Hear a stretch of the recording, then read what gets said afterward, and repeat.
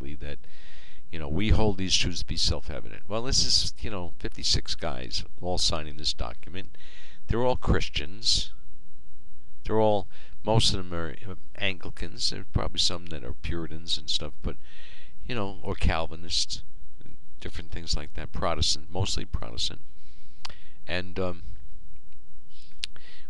they're saying that we hold these truths self-evident. It means that it's obvious to us that we all agree that this stuff is true. And the first thing they go is to say all men are created equal. All men are created equal. So they're saying is that the basic truth of America starts with the concept and the understanding and the belief, the acceptance of the truth that it's God that creates people, that people come from God, and that this God creates them equal. So then I say, I say, well, equal to what? And people say, created equal to each other. I say, well, no, how can that be? How can you be equal to each other if each one of you are completely unique? You can't be equal to each other. You can have equal rights, equal access, and all this other stuff, but you can't be equal to each other than in your creation by the Declaration of Independence. Jefferson didn't just make that thing up. He really thought about it. So all men are created equal to what, I'm saying? Well, it's obvious that Jefferson was, when he's talking created, he's going to reference Genesis chapter 1, verse 27. God created man in his image and likeness, both male and female alike. So man is created, by definition in the Genesis, equal to God. Man is created equal to God. So, how do you do that? If God is a spirit, how do you equalize with that? Well, come on. These Christians are all a product of Christianity, which is that God sent his only Son, which is really the body of God, the physical person of God, is the Son of God, because God exists outside of creation, and he's everything. Come on, he makes everything of himself. Everything is God, everything. And then in his creativity, he separates everything and differentiates everything. And here I am talking to you, and I'm saying that God inspired Jefferson to write that by Jefferson smoking some ganja, smoking some hemp, and he inspired him to say these words exactly and to put forth that concept, which is God creates man equal to himself through Jesus Christ. So that means that all men are created equal to Jesus. Equal to Jesus. Not equal to each other. Equal to Jesus. Think about it. Think about it. That's the only way it can be. All men are created equal to God in the image and likeness of God. Well, the true image and likeness of God, according to Christianity, which we're talking about here, not the Christianity of heaven and hell and all that other bullshit, the Christianity of actually going along and doing what Jesus would do, of being like Jesus. So Jesus doesn't condemn people. Jesus would never execute somebody. So just based on that, it's ridiculous to have the death penalty. But again, politically speaking, no human agency has the right to have authority over death. Period. Only God has that authority, and he didn't give it to anybody because he gives life to people. So in the Declaration of Independence, we have these unalienable right to life. You can't have the unalienable right to life and at the same time have the unalienable right to inflict death. So what is it in the government that's going to inflict death other than some citizen? So no citizen in the government has the right to inflict death. Doesn't matter if everybody agrees and say we give this person the right, the executioner, to kill. They can't do that because it's against the Declaration of Independence. It's against the principle of freedom, and that's what counts. So the incorporation of Mosaic law and British common law is a mistake, as much as Peter didn't realize that he should have shit-canned the whole Jewish thinking process at that juncture point and started fresh out from freedom. But that's not what was happening then, because That was then, and this is now. And this is America, and we have the Declaration of Independence. It's a document inspired by God, written by Thomas Jefferson, and the guy he wasn't just a dope, he was a really sharp dude. So just like in the Da Vinci Code, that's the kind of dude he was. So he very carefully crafted the Declaration of Independence, and I believe that he foresaw me speaking the way I am right now. He couldn't communicate that, but I know he had to have seen it. He had to have seen it. So, all men are created equal to God, to Jesus. And so, to be an American, you have to accept that. And you also have to accept that everybody, all these men that are created equal, male and female alike, equal to Jesus, are endowed by God with certain unalienable rights. Well, that's certain unalienable rights. That is the person of God. In other words, that God and God alone has the right to life, liberty, and the pursuit of happiness. The Son of God has that right.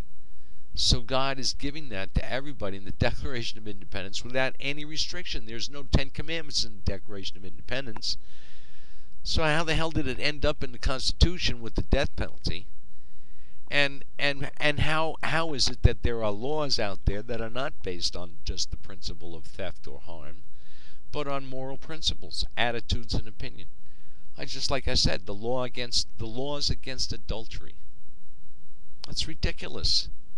That is ridiculous. You can't make a civil contract with people, and then claim that if they break the contract, they've done wrong. Because the contractors can't be done that way. It's only contract between people it's in their own freedom between themselves and God. If they want to register that, then that's very cool. And if people want to recognize that, that's fine. But, recognition and everything, that doesn't do anything for it. It's the fact that does it. And the fact is what is the freedom of an individual? If everybody's equal, then who is it in government that's authorizing the prosecution of people? Basically, a whole class of society that just want to get high. I mean, I was watching Cypress Hill, and he's singing this song, "Take a Smoke About the Bomb," but he's saying, "Want to get high, want to get high," and I looked there, and here's all these people saying that, chanting that, and I'm saying, well, look at this. This guy and this crowd is representing millions and millions of Americans that would chant along. They just want to get high. And yet there are millions of Americans that have been deceived into following unjust laws formulated by an oligarchy of people that are controlling our government illegally and setting laws in motion that are nothing more than criminalization of political dissent. Because a law that is not based on principle of theft or harm is not a law. Because if you could just make laws up like that, then the government would be able to manipulate society politically by criminalizing political dissent, which it has done with the anti-marijuana laws, effectively arresting since 1972 over 20 million Americans arrested for possession. How many of those 20 million were thrown out of the vote? Let me ask you a question just for a good example. In the election between Bush and Gore, as close as that was, there's enough people that were disfranchised from marijuana that would have made a difference. And I want to tell you something. Every one of those disfranchised people would have voted for Gore, would not have voted for Bush. So this is how you can see very clearly the government has manipulated our society. And they did it right in front of us, because we all saw that actually Gore got the popular vote. And yet they were able to manipulate it. And it's funny, it was in Florida, which is where George Bush's brother was. You know what, everybody? You know what? Fool me once, you know that whole thing. Well, let me tell you something. Let's think about this. Abraham Lincoln said this. He said, "You can fool some of the people all the time, And you can fool all the people some of the time. But you can't fool all of the people all of the time. And that's what we're talking about. The government is attempting to do that. It's not working. And it's because people are being foolish. They're being manipulated by the government. Point is that a law that's made up, that is based not on principle but just on a capricious moral tone. For example, the idea that getting high is evil. So the government has vilified and criminalized getting high. This means that anybody in America that likes to get high has been separated from the rest of America by the government through malicious laws. To criminalize harmless behavior is evil. What is harmless behavior? Harmless behavior is behavior that does not violate the principles of freedom from the Declaration of Independence. And those principles of freedom, the only violation of those principles of freedom, the age-old thing of harm or theft. So to respect the person and the property of everybody is essentially the only laws that we need to back up that respect and that protection. So any law that is enacted that is criminalizing harmless behavior is obviously a political law. It's not a valid law. And for Americans to go along with this, is the only reason you are is because you're ignorant of what I'm talking about. It's been happening so long, everybody's accepted it. It should be unacceptable. The fact that the government can execute people, again, they have no authority for that. Principle being that no citizen has the right to take the life of another. So even if you're a government and you get your jury together and you convict someone and you sentence them to death, who is going to do that? The only person that could execute that person would be Jesus Christ, would be the Son of God. And Son of God doesn't have the authority of death. Son of God has the authority of life. So what are we talking about here? We're talking about that the Son of God is the author of freedom. And the Declaration of Independence is a statement from the Son of God. And the recognition by the writer of the Declaration of Independence, Thomas Jefferson, of the divinity of the Declaration, the very fact that everything we're talking about in this country is reflective of that we are created by God and endowed by God with these rights. And for us to have those rights, we have to believe in them by believing in God. And it's the God of Jesus Christ. And it's Jesus Christ that is merciful and forgive them, Father, they know not what they do, and does not condemn. And when was asked about laws and stuff, he only spoke of two: love God and love your neighbor as yourself. And as I said in my document that I wrote, which is the American religion defined in the Declaration of Independence, what he did, what Jefferson did, was he took those two laws of Christ and he incorporated them into the Declaration of Independence. Yeah, he put them as a positive thing.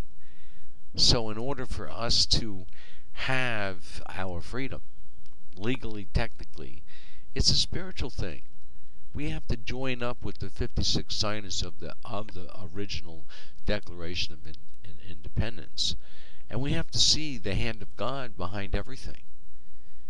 John F. Kennedy said that the rights of man is not something that comes from the graciousness of the state, but from the hand of God. This is the guy that he said that, and he got killed for saying that kind of stuff.